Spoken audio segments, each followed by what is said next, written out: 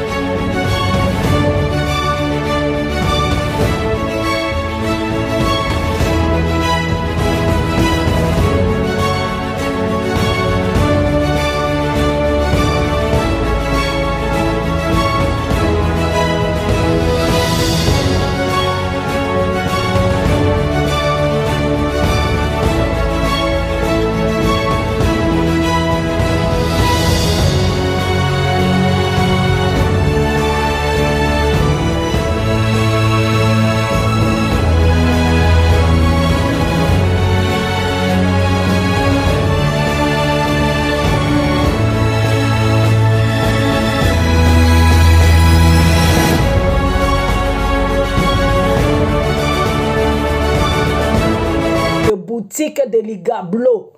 Alors, vous voyez, les entreprises maintenant, écrivez là-bas, ICC entreprise, hôpital entreprise, des salles entreprise. C'est quoi encore qu'ils ont fait ça? Des salles de conférences entreprise, des ICC. Alors, ce que vous êtes en train de faire, vous le payerez un jour. Vous allez le payer parce que tout ce que vous êtes en train de faire, Dieu n'est pas là-dedans. Vous êtes devenus des bâtisseurs, des entreprises, hein, et vous dites que ce sont des recommandations de Dieu. Montrez-nous dans la parole de Dieu, là où les apôtres, les disciples, les vrais disciples de Jésus-Christ, ils avaient construit des soi-disant des méga-tchèches pour Jésus-Christ.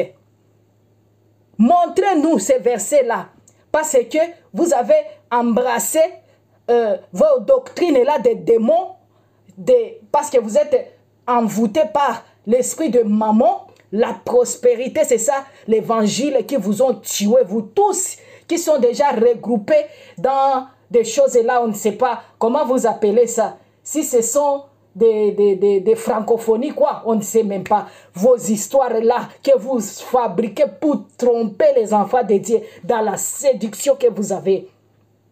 Parce que vous êtes les oiseaux de même plumage. Il n'y a que l'esprit de Baphomet qui vous conduit tous.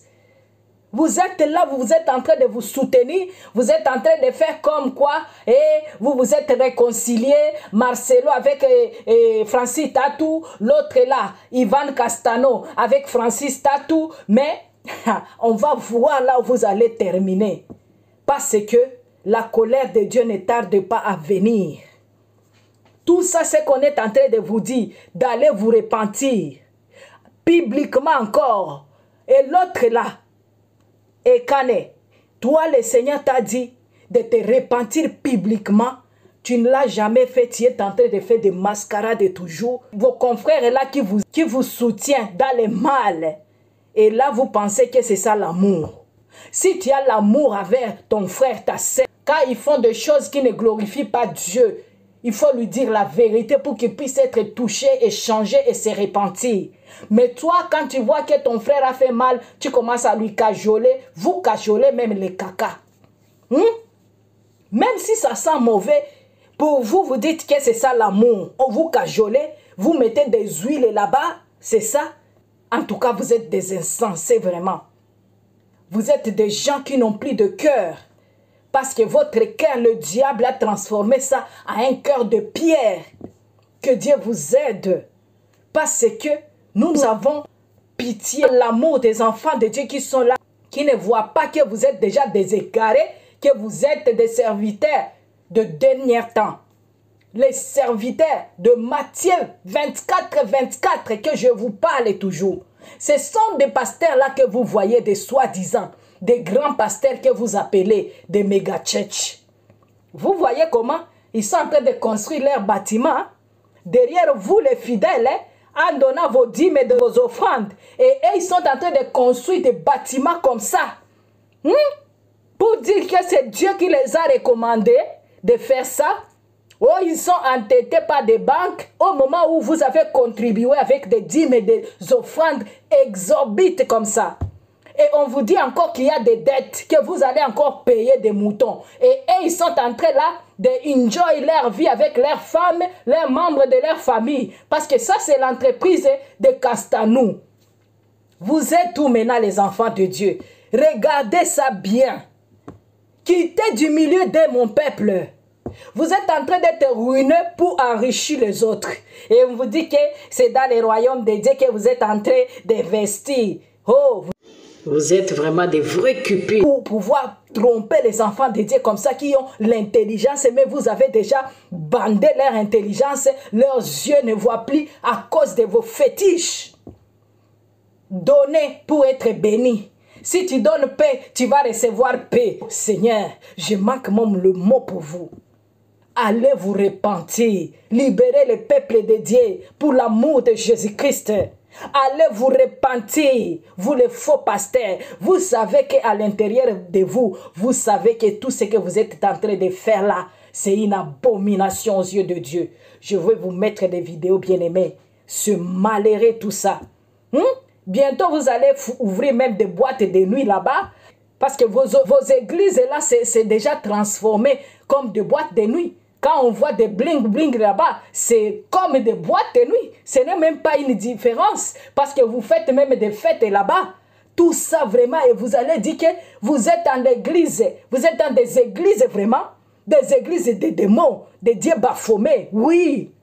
quitter du milieu de mon peuple, s'il y a un enfant de Dieu là-bas encore, qui puisse quitter, sauver son âme. C'est ça ce que nous faisons. Ce n'est pas tout le monde qui va écouter ce que je parle, mais ce sont des gens qui ont l'esprit de Dieu authentique. Alors vous les autres, vous êtes déjà des fanakuiti. Vous ne pouvez pas même comprendre parce que vous êtes aussi des membres déjà. Vous participez à leur souillure. Vous participez à leur péché. Parce que tout ce qu'ils sont en train de faire là, oh bien-aimés, c'est triste tout ça. Et vous êtes là, oh Jésus, Jésus, Jésus, on a gagné, Jésus, Jésus. C'est quel Jésus là? C'est quel Jésus que vous parlez, vous? Que Dieu vous aide à vous repentir, enfant de Dieu. Ouvrez les yeux, quittez du milieu d'eux, allez chercher la face de Dieu, repens-toi. Parce que tu as encore la marque de ces faux pasteurs-là. La marque de Baphomet là-bas dans ton esprit. Tu dois être délivré d'abord. Demande au Saint-Esprit de te sanctifier, corps, âme, esprit, dans son sang précieux, pour être pur, pour être détaché de leurs esprits-là impurs. Alors je vous laisse regarder ces vidéos ici. C'est choquant, bien-aimé. Amoureux, c'est Jésus-Christ. Toi, tu sais ce qu'il faut faire. Partager seulement pour sauver les âmes des enfants de Dieu qui sont là. On est ensemble, on ne va pas s'arrêter. Taxez-moi tout ce que vous voulez. Moi, j'assume, j'accepte pour la gloire de Dieu. On est là avec vous.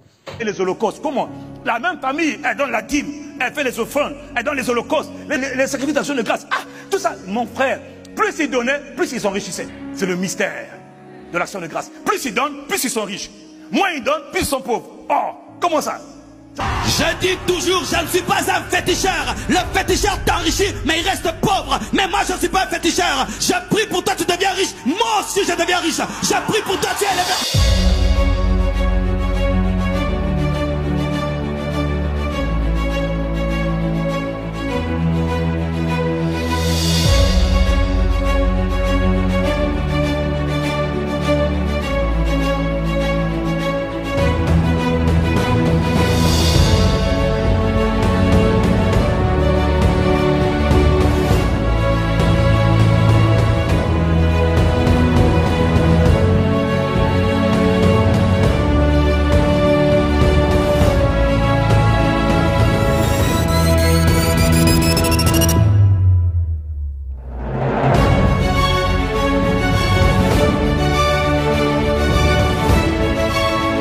Déjà, bravo pour le combat que vous menez. J'appelle depuis le Gabon. Et c'est pour vous dire que ce que vous êtes en train de dire sur ICC, c'est pas faux. Moi-même, j'ai été victime là-dedans. Et au départ, quand tu écoutes des prédications qu'ils donnent, c'est vraiment mieux. Tu te dis, ok, je vais essayer d'aller voir un peu. Mais il faut avoir des réserves, en fait. Alors, ce qui m'a étonné, la première chose qui m'a étonné, comme le frère la disait, quand tu arrives, on prend le maximum de renseignements. La première fois que tu arrives dans cet endroit-là, on prend le maximum de renseignements sur toi. On cherche là où tu travailles. Moi, mon cas, grosse boîte multinationale. D'accord? Donc, j'avais une belle voiture. D'accord? Donc, automatiquement, j'ai été coopté, en fait. D'accord? Et au fur et à mesure qu'on a avancé, je me suis rendu compte d'une chose, en fait. Il y avait comme un contrôle qui disait pas son nom.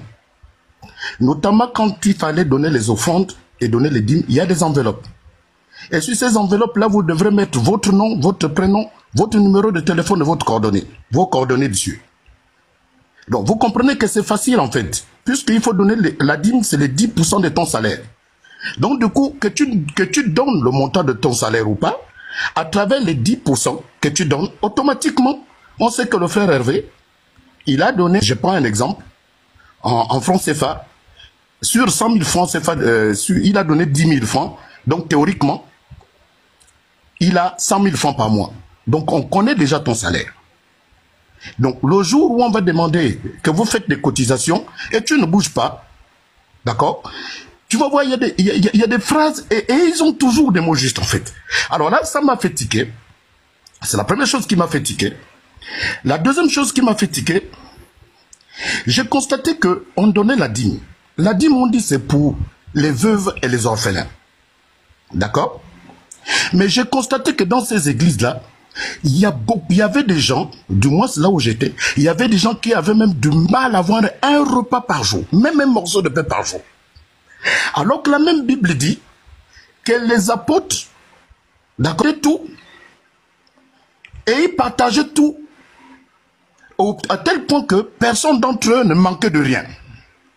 Alors, le constat que j'ai fait, je me suis rendu compte que les pasteurs roulent dans les grosses voitures, ils habitent des grosses maisons, leurs enfants apprennent dans des grandes écoles, mais les gens qui donnent la dîme, leurs enfants sont bizarres, ils ont du mal à manger.